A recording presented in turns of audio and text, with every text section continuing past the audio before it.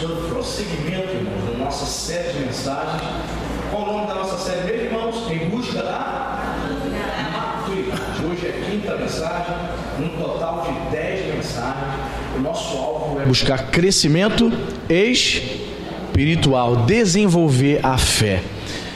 Eu não sei se você sabe, mas se você foi espírita um dia, quando uma pessoa começa a frequentar os centros de umbanda, de candomblé, de quimbanda, chamados terreiros, por esse Brasil afora, existem milhares e milhares de terreiros pelo Brasil afora. Estima-se, irmãos, que existam mais de 40 milhões de espíritas no Brasil. Seríamos aí a mesma quantidade de evangélicos, aproximadamente. Dados antigos, hein? Eu acredito que tenhamos até mais, porque existem muitas pessoas que frequentam a igreja católica, a missa no domingo, mas na sexta-feira elas frequentam os terrenos de umbanda. Pois bem, as pessoas começam a frequentar esses lugares quando o sacerdote espiritual, que é denominado de pai de santo, ele observa que a pessoa está indo assiduamente, ele se aproxima da pessoa e faz uma proposta. Ele começa a dizer assim: eu percebo que você é uma pessoa dada às coisas espirituais, você precisa desenvolver. Olha só, eles dizem para aquela pessoa que ela precisa se aprofundar, frequentar mais, até chegar o momento que ela começa a botar aquelas roupas e começa a receber as entidades demoníacas, achando que são santos. Ou seja, até mesmo no que diz respeito à magia negra, a essas religiões de trevas, ali há uma busca por um desenvolvimento, por um crescimento naquela religião. Por quê? Porque Satanás ele é imitador, né? É um imitador barato das coisas de Deus. A palavra de Deus diz que nós devemos buscar crescimento espiritual. A palavra de Deus diz que um crente ele nasce na fé, ele é um bebê, ele precisa crescer, ele precisa buscar essa maturidade no nome do Senhor. E vamos trabalhar mais alguns textos aqui nessa noite. Gostaria que você abrisse em 1 aos Tessalonicenses, capítulo 2.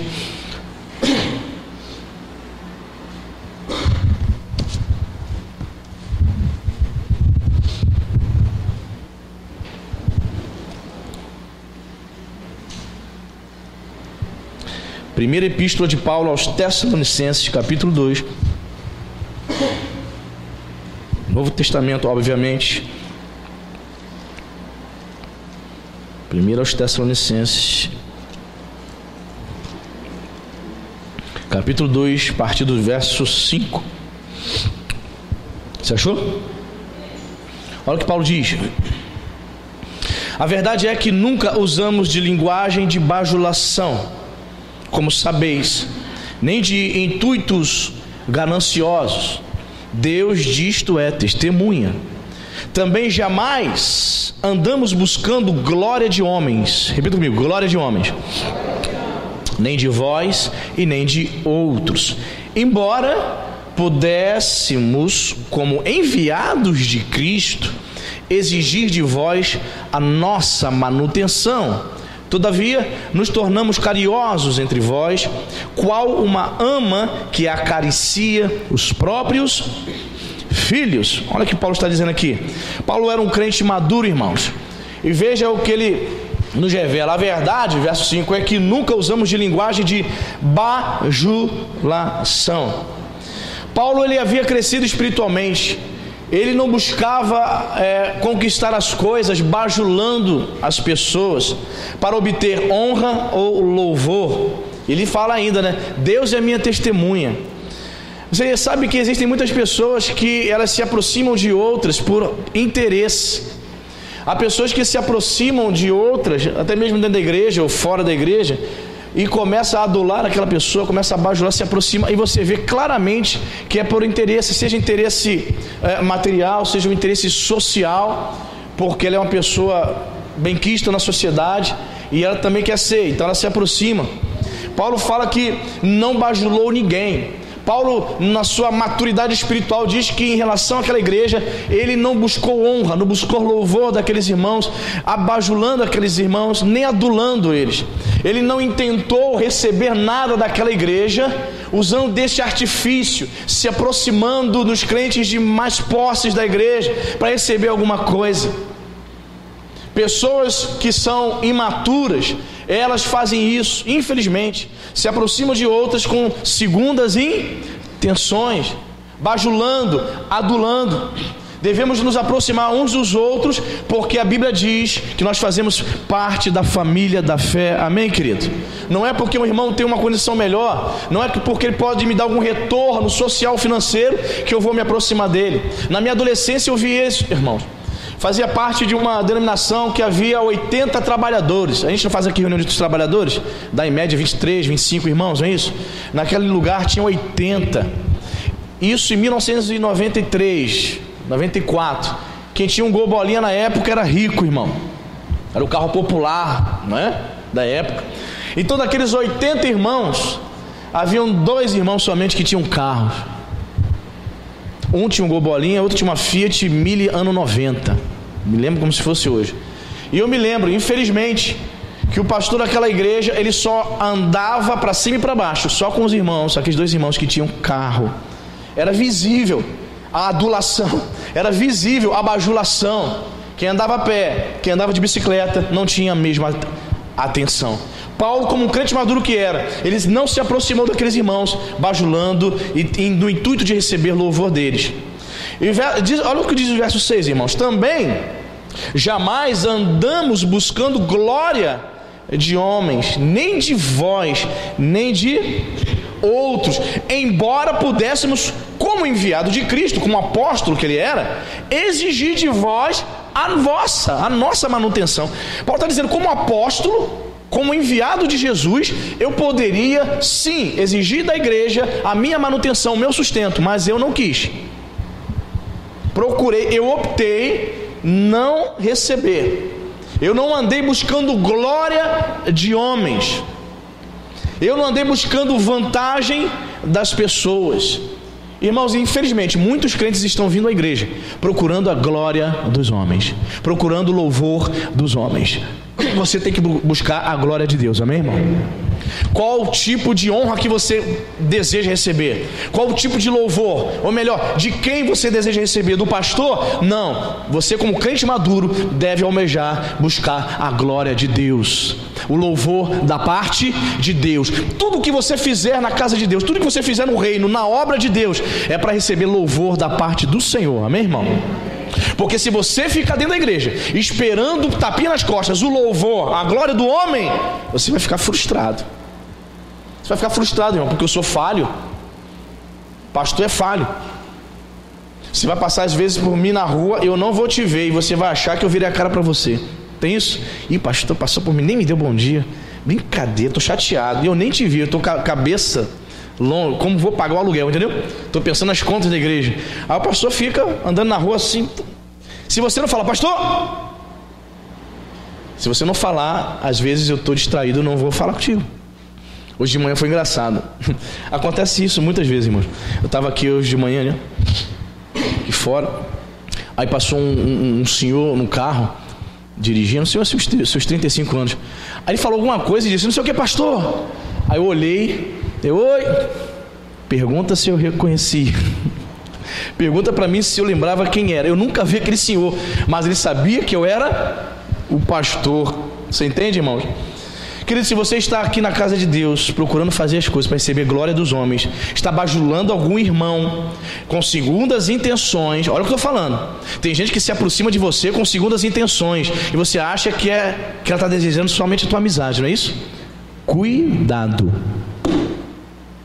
Amém, queridos? Cuidado.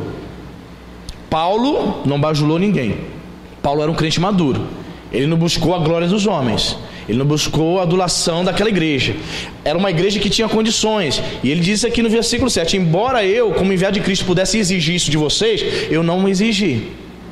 Olha só, Paulo não queria dar motivo nenhum para eles falarem dele, porque Paulo era uma pessoa madura.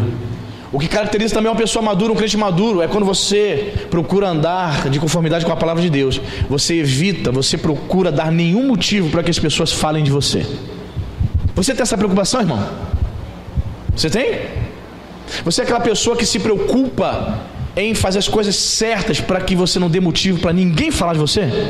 Ou você não está nem aí? Compra e não paga, compra R$500 de Natura Se for te cobrar, você acha ruim tudo. Tá devendo a todo mundo, joga o lixo na porta do seu vizinho. Aí o vizinho vem reclamar, você acha ruim. Ainda vai dizer: pastor, estou sendo perseguido pelo filho do diabo. Tá nada, você que é. Você que é uma pessoa triste. Você que é uma pessoa imatura. Procure fazer as coisas para que ninguém tenha do que falar contra você. Amém? Paulo agia assim. Paulo era maduro, né? Segundo texto que eu quero trabalhar com você, 1 aos Tessalonicenses capítulo 4, verso 12. Se essa pessoa está sem Bíblia aí, dá uma carona para ela. Aí do lado aí, 1 aos Tessalonicenses 4, 12. Olha o que Paulo vai dizer. Vamos ver o 11, o versículo 11, para a gente entender melhor.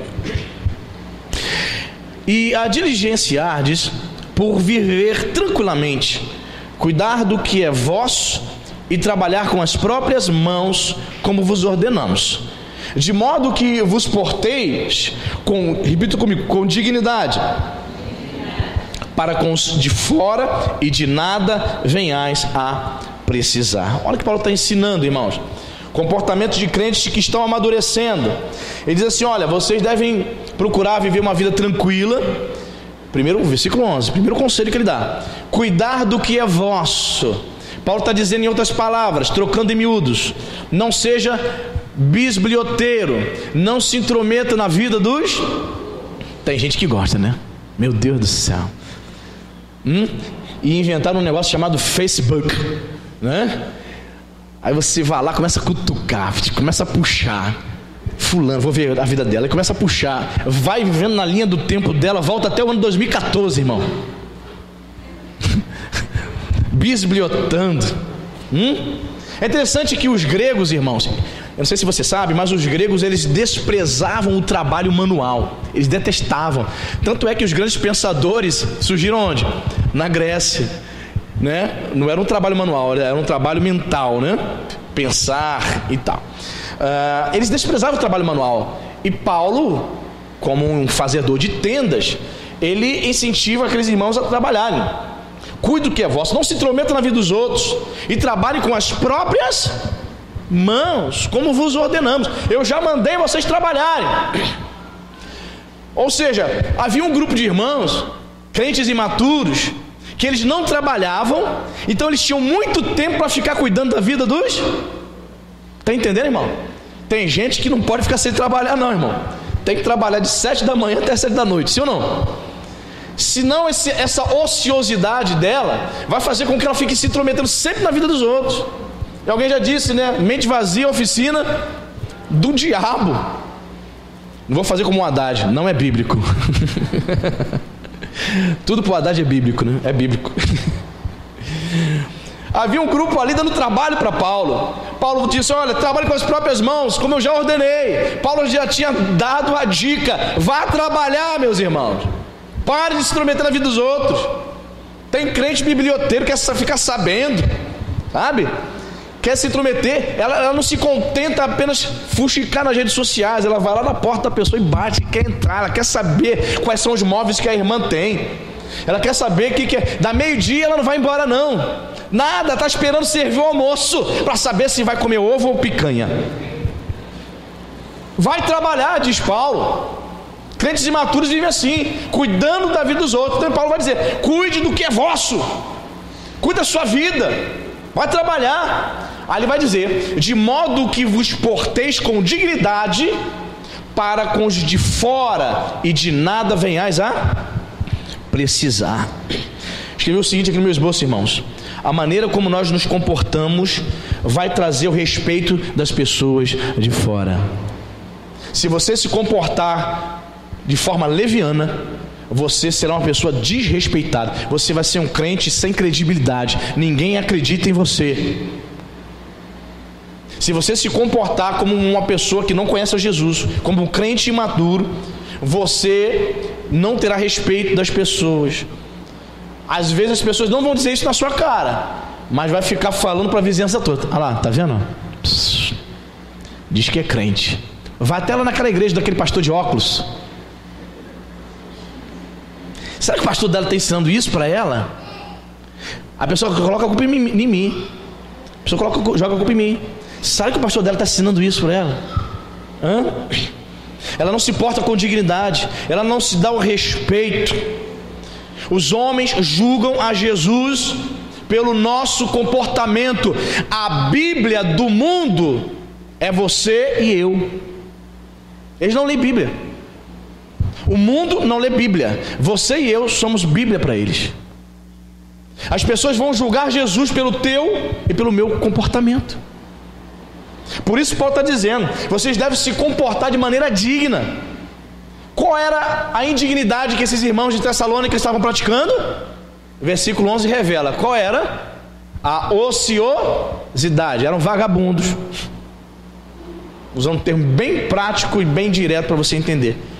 Eram crentes que haviam se convertido ao Senhor, mas não queriam trabalhar, queriam viver às custas dos outros, queriam viver às custas dos irmãos. Não era porque tinha idade, não é porque estava doente, não é porque tinha uma incapacidade física. Eram pessoas de má fé. Lembra da semana passada? A fé não é de todos. Lembra da semana passada que eu falei? Nem todo mundo é crente, nem todo mundo está firme.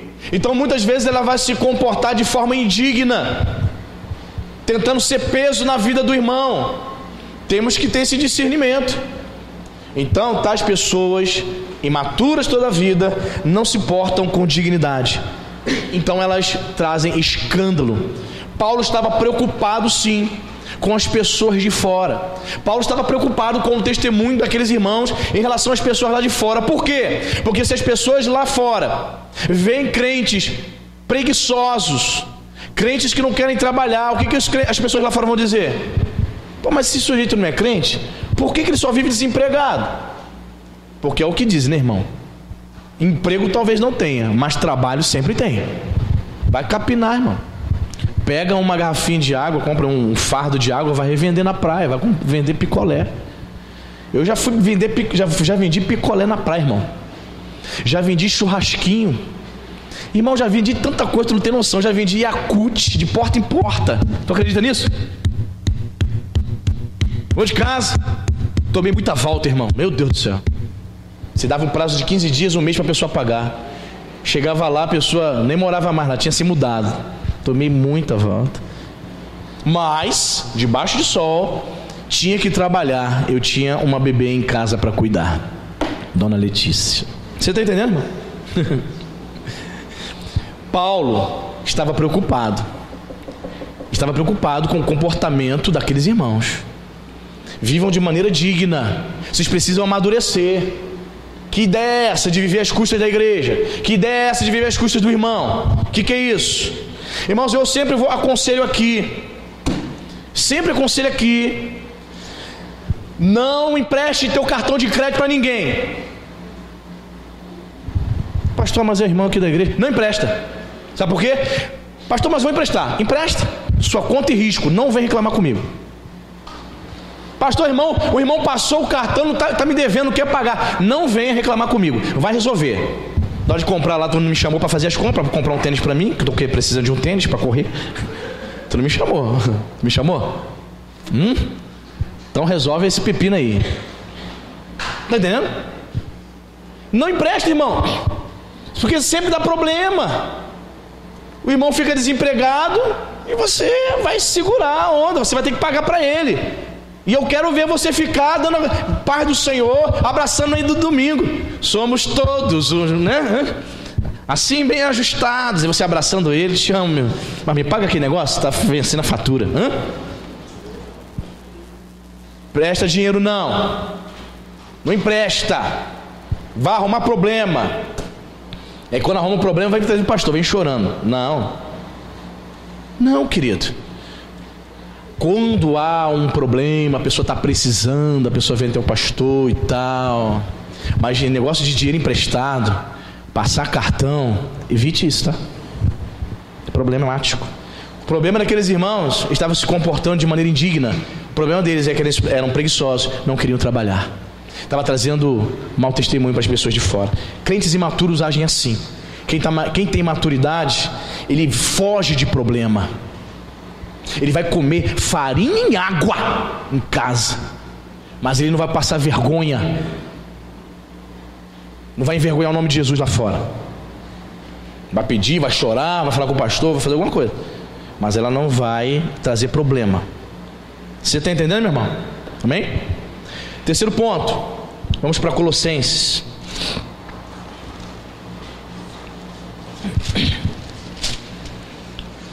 São coisas tão simples, né, irmãos? Pois é, muitos falham nisso. Colossenses capítulo 1.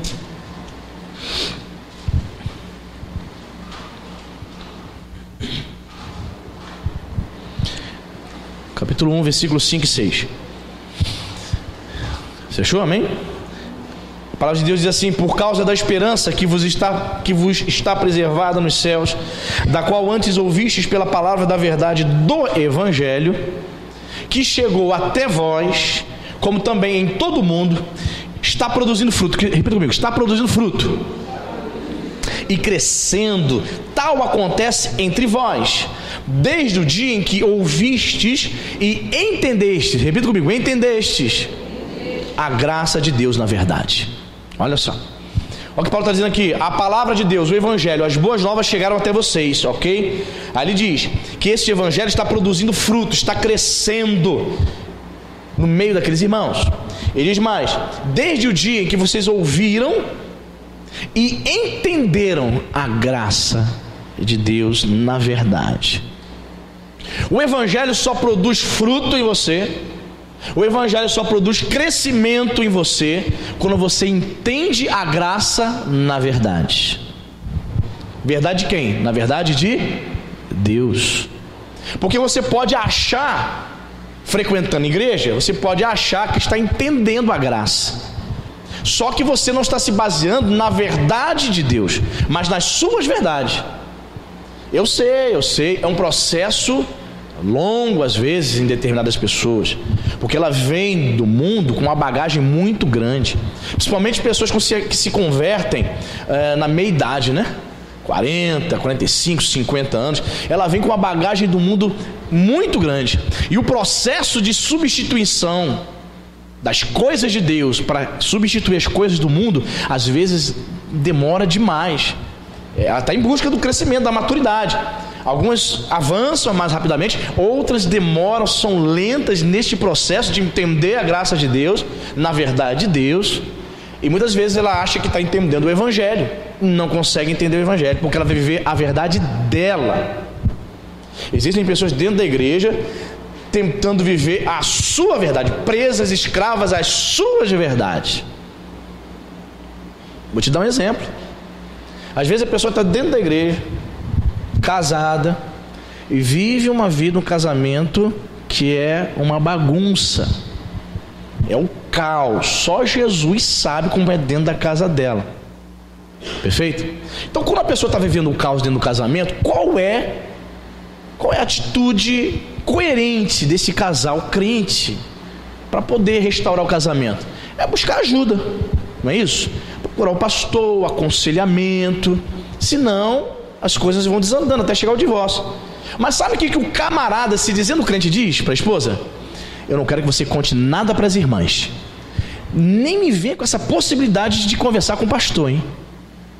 Não vamos, pastor não vai resolver. Ela ainda fala assim: pastor não vai resolver minha vida não, vamos resolver aqui em casa. E não resolve não resolve mesmo.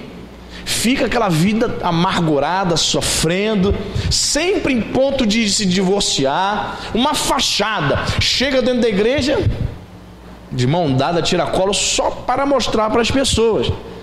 Ou seja, ela está presa vivendo as suas verdades, não é a verdade do Evangelho. Veja que ele diz aqui que só há crescimento, só há fruto quando eu entendo a graça de Deus na verdade. Subtendido, verdade de Deus, não a tua. É a verdade divina, meu irmão. Só há fruto, só conseguimos frutificar, só conseguimos crescer espiritualmente quando entendemos a graça de Deus na verdade dele, não naquilo que você pensa ser o certo.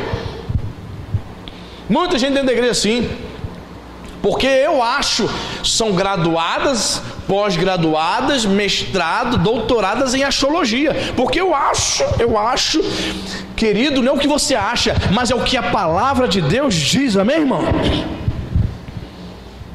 O texto é bem claro. Chegou até vós o Evangelho, a verdade do Evangelho. Está produzindo fruto e crescendo. Tal acontece entre vós desde o dia que ouvistes e entendeste a graça de Deus. Tem muita gente que não consegue entender essa graça, não entende a maneira de Deus trabalhar, não se submete, não se rende. Nós cantamos aqui hoje à noite, irmãos, eu me rendo, é fácil cantar essa letra, né? Uma letra gostosa, uma música gostosa de cantar. Eu me rendo, mas tem muita gente que não se rende por nada, é só de boca para fora cantando, mas não se rende ao Senhor, quer viver a verdade dela, é o que ela acha, é o que ela pensa, e termina sempre mal, irmão, termina sempre mal.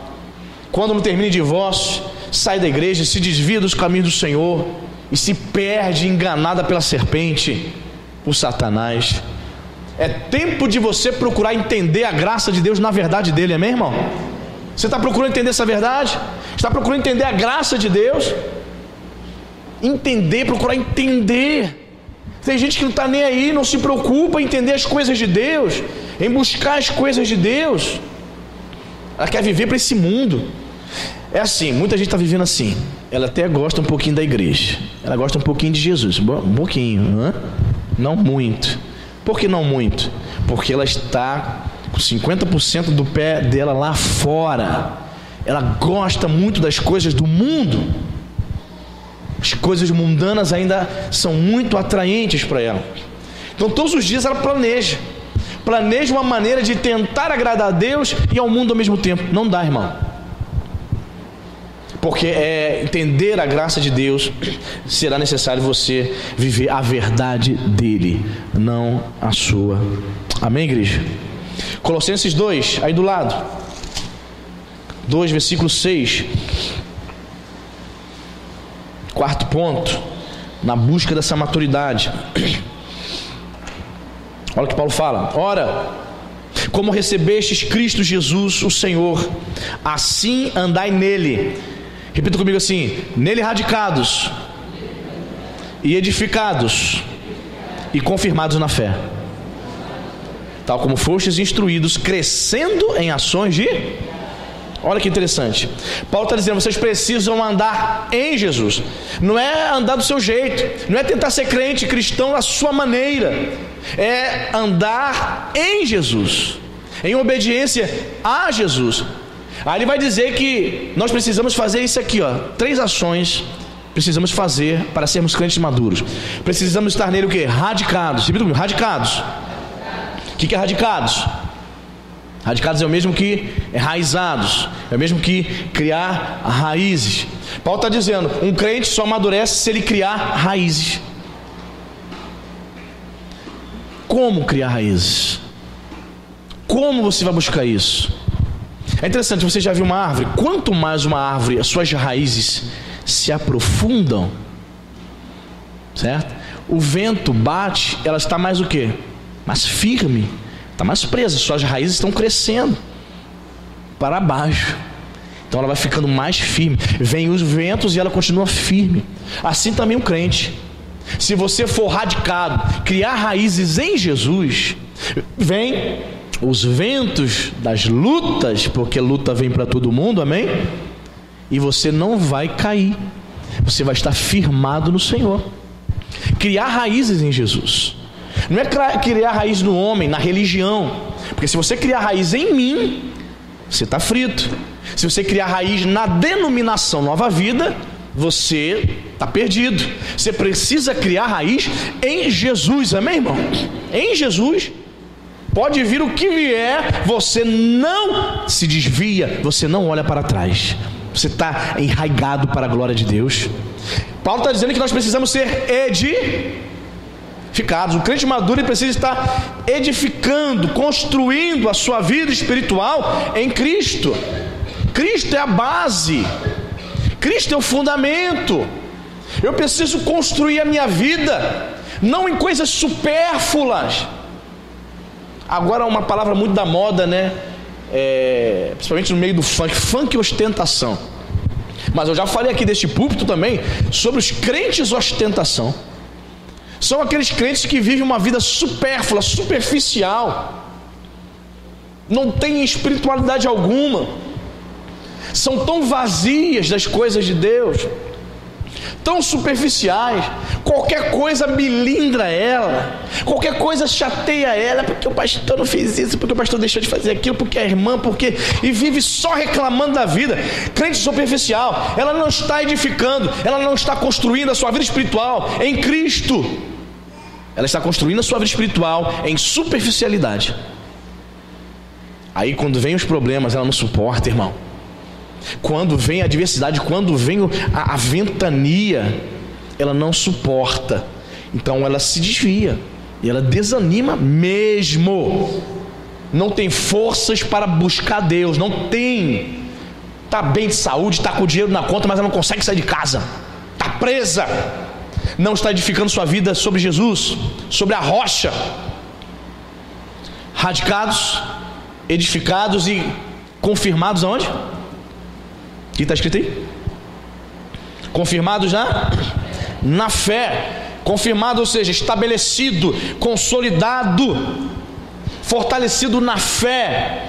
Paulo está dizendo que aquele que anda em Jesus, ele está enraizado, edificado e confirmado, fortalecido, estabelecido na fé.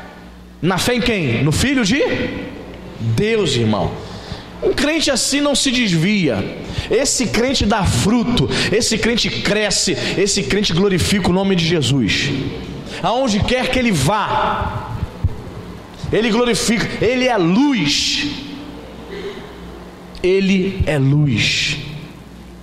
Luz para este mundo. Claro, né? Jesus vai dizer: eu sou a luz do mundo. Mas como discípulo, ele reflete essa luz. Ele está na luz, então ele reflete Jesus, que é a luz. Você está entendendo? Se você não tiver estas virtudes aqui na sua mente, você realmente não demonstrou ainda maturidade espiritual. Um crente maduro, ele está arraigado, criou raízes, ele está edificado, construiu a sua vida espiritual em Jesus, na rocha. Ele está confirmado na fé.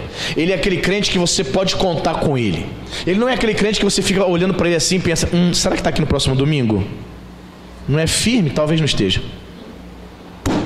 Está entendendo?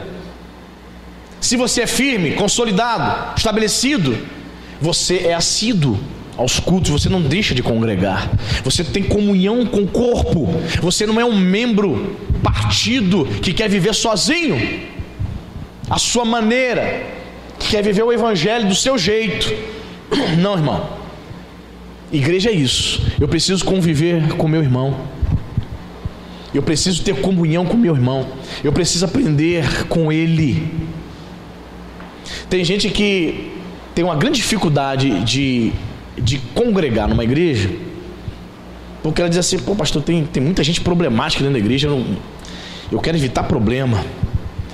Pastor, pode ter qualquer coisa aqui na igreja, eu não venho mesmo, porque eu quero evitar. Pastor, pode ter qualquer coisa aqui, eu nem converso com ninguém, pastor, estou evitando. Tipo Dona Florinda, não se junte com aquela gentalha. Não me junto mesmo. A pessoa vai vir conversar comigo, nem vou dar confiança. Isso você acha que isso está achando que isso é evangelho? É isso mesmo? Você está achando que é evangelho? Você está enganado. Você está demonstrando total imaturidade. Ninguém me toca. Não, eu sou superior a você. O que você tem para passar para mim? Nada, por isso eu não quero conversar contigo. O que você tem para passar para mim? Nada, por isso eu quero distância. Eu já conheci crente, se perguntava assim, na juventude: vai jogar bola? Não? Não me junto com crentes carnais. Falei: pô, salva de palmas para ele. Falava isso na nossa cara. Muito carnal, as pessoas ficam jogando bola. Santo, parabéns. Não me junto com o pessoal do açougue, só carne. Se sente superior, sabe? Está congregando, mas quer conversar com ninguém. Superior. Vai para onde, irmão, assim? Para onde você vai assim?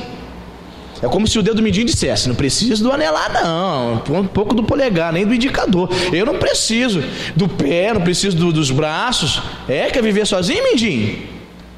Dedo mindinho querendo viver sozinho, querendo viver o seu evangelho. Você precisa estar enraizado, edificado, confirmado na fé. Aí ele vai terminar o versículo dizendo assim, ó: tal como fostes instruídos, repita comigo, crescendo em ações de graça. Aí você deixará de ser uma pessoa que só reclama da vida. Você vai crescer espiritualmente e vai crescer também em ações de graça. Você vai ser uma pessoa mais grata. Talvez você tenha sido uma pessoa que só reclama. Tá ruim, tá sem dinheiro, não consigo pagar, venceu a fatura, venceu o aluguel, venceu a prestação do carro, só reclama. Sabe por quê? Porque você não cresceu em ações de graça. O que é ações de graça? É reconhecer a Deus, reconhecer toda a sua bondade na nossa vida, é dar graças a Deus por tudo. Em tudo dai graças. Paulo fala que quem estiver arraigado, edificado e confirmado na fé, vai também crescer neste hábito de dar graças a Deus por tudo. Você viu meu carro, né? O que o cara fez agora de trás no meu carro, né? Bêbado, vindo da praia, buf, bateu no meu carro. Laís e Letícia, meu Deus do céu, a pancada foi tão forte que eu bati no carro da frente. Agora é tarde, 15 para as 6 da tarde, indo para casa para tomar banho, para vir para cá. E o camarada saiu do carro, ele disse, bêbado, ele disse: Deus me perdoa. Foi um show. Em plena Amaral Peixoto, foi um show. Me perdoa. Falei: tá perdoado, irmão, tá tranquilo. Tua filha, eu também tenho uma filha, tua família, cara, me perdoa. Falei: já tá perdoado. Eu falei: mas aí, como vai ficar aí o negócio aí? Não, cara, eu trabalho no Baterama, vai lá amanhã, vai lá que eu vou pagar tudo, mas a tua família me perdoa. Irmãos, ele falou isso umas 20 vezes. Eu falei: tá tranquilo, cara, eu vou te perdoar. Ele queria me abraçar. Eu falei: tá bom, cara, me perdoa. Eu falei: está perdoado. Vamos ver se ele trabalha realmente amanhã no Baterama, porque só a graça de Deus. Mas aí o irmão ligou para mim: pastor, tu precisa de ajuda, alguma coisa aí? Eu falei: tá tranquilo, eu não estou chateado não. Em tudo tem que dar graça, né, irmão? Oramos a Deus, chegamos em casa, agradecemos, ninguém teve nenhum arranhão, amém? Então Deus é que cuida de nós, Deus está no controle, amém, irmão? Nós precisamos crescer também no ato de agradecer. Eu não agradeci pela batida, eu agradeci pelo livramento. Amém? Não agradeci pela batida que ele deu em mim. Até falei para vocês, realmente não gosto de feriado, carnaval, ano novo, Natal, ficar pegando essa estrada aqui 3, 4, 5 horas da tarde. Todo mundo vindo da praia cheio de cachaça. É impressionante. O pessoal é realmente irresponsável, o pessoal não está nem aí. O carro do cara já estava todo batido, uma Fiat Uno toda lascada. Eu falei: meu Deus do céu. Impressionante, irmão. E você tem que procurar ser maduro. Procurar ser maduro e crescer em ações de graça. Obrigado, Senhor. Não pelo carro batido, mas obrigado pelo livramento. Amém, queridos? E para a gente fechar, Colossenses 3,13.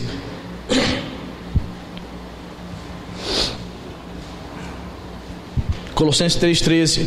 Isso aqui você tem que ser muito maduro, irmão. Maduro ao quadrado. Olha só, Colossenses 3,13.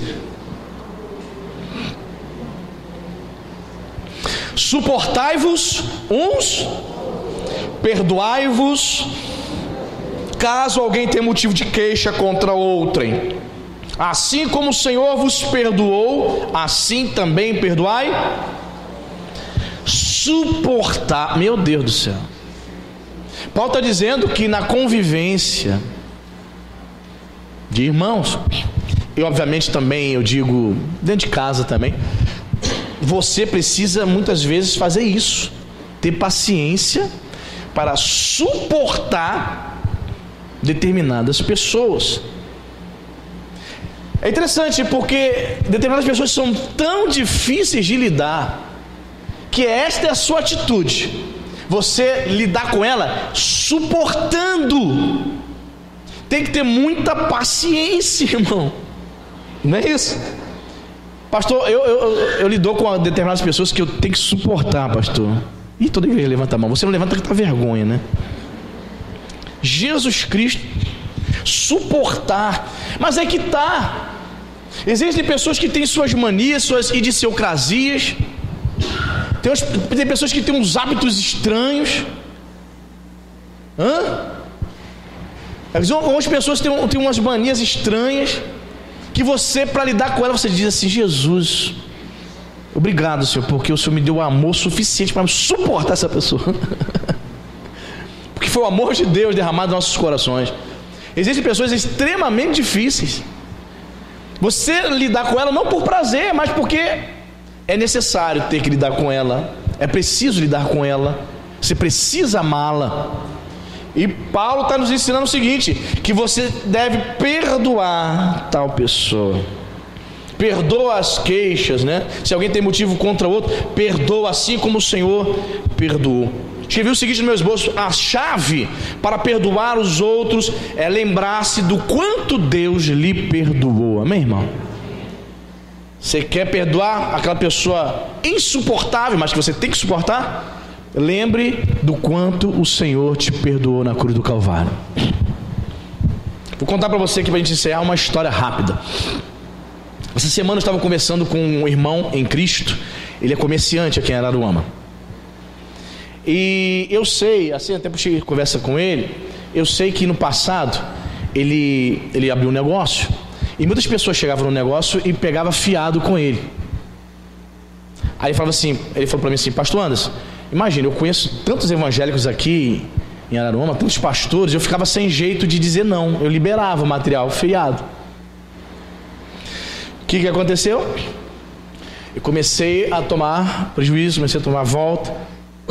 O índice de inadimplência cresceu muito, e pastores me devendo, ao ponto, pastor Anderson, ele falou para mim, ao ponto. Aí eu falei assim: ih, rapaz, e quando os pastores passavam aí na rua, o que você fazia? Chamava aí: ei, tá me devendo? Ele falou assim: pastor Anderson, eu tive que chamar ele aqui dentro da loja e dizer assim para ele: eu quero orar com você. Eu falei: como assim? Aí ele: não, eu cheguei para ele, para esse pastor que estava me devendo, eu falei assim: eu quero orar com você. Aí o pastor ficou sem graça, né? Ele falou assim: olha só, a partir de hoje, tudo que você me deve, eu estou perdoando a dívida agora.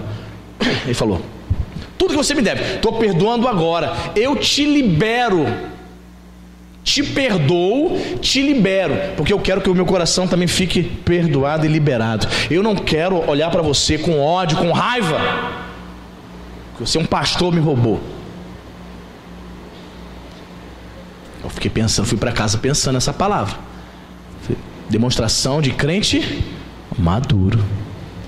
Ele falou: pastor Anderson, eu não vou ficar guardar nada no meu coração não, pastor Anderson. Ele falou. Chamei ele, tomei muito prejuízo, mas eu liberei. Aí ele falou assim para esse pastor: ainda que amanhã você venha me pagar, não vou aceitar, eu já liberei você não me deve mais nada, eu perdoo essa dívida. Irmãos, é melhor ter prejuízo material do que ter prejuízo espiritual. Às vezes, por causa de R$300, você guarda mágoa no coração e você não perdoa o irmão, você morre sem salvação. Só é salvo quem perdoou o irmão. Ninguém é salvo com mágoa ou ódio no coração. Você tem mágoa de alguém? Tem ódio de alguém? Você já não fala com aquela cunhada, com aquele primo, com aquela sogra há anos? Hoje você vai se reconciliar em nome de Jesus. Ou você quer perder a salvação por causa de bobeira? Ou você acha que vai para o céu guardando mágoa de alguém no coração? Você está enganado. Você está muito enganado. Libera, faça como esse irmão. Chama, ora com ele. Não é crente, mas não importa. Chama ele e fala: ó, eu te libero hoje. Eu te perdoo hoje. Aquela dívida, eu te perdoo. Sabe aquela vez que você me ofendeu? Eu libero perdão para você agora, em nome de Jesus. Irmãos, você quebra laços, um elo do inferno. Você quebra o diabo no meio aí. Aí você está livre para adorar a Deus. Diz o texto: suportai-vos uns aos outros, perdoando-vos atualmente. Caso alguém tenha motivo de queixa contra outrem, assim também perdoai vós. Perdão, é isso que nós precisamos viver. Para termos o perdão de Deus, é preciso perdoar o próximo. Não se esqueça disso. Se você é um crente que tem mágoa de alguém, pastor, eu não perdoo aquela irmã falou para mim. Pastor, não perdoo o senhor. Ih, irmão, então vamos, depois do culto você vem comigo, a gente conversa, a gente vai orar também, amém? Pastor, não perdoa a Cíntia falou um negócio aí, procura ela, vai se acertar, minha irmã. Se acerta. Está travado espiritualmente, travado, o diabo vai te pressionando, brincando contigo, porque tem mágoa de A, tem mágoa de B, tem mágoa de A e C. Tem algum diácono aqui que te ofendeu? Falou alguma coisa que você não gostou? Resolve, não fica alimentando não. Perdoai uns aos outros, suporta. Tem gente que é chata de galocha, suporta. Tem gente que é difícil. Tem gente que conversar 5 minutos é uma tortura. Mas Paulo vai dizer: suporta.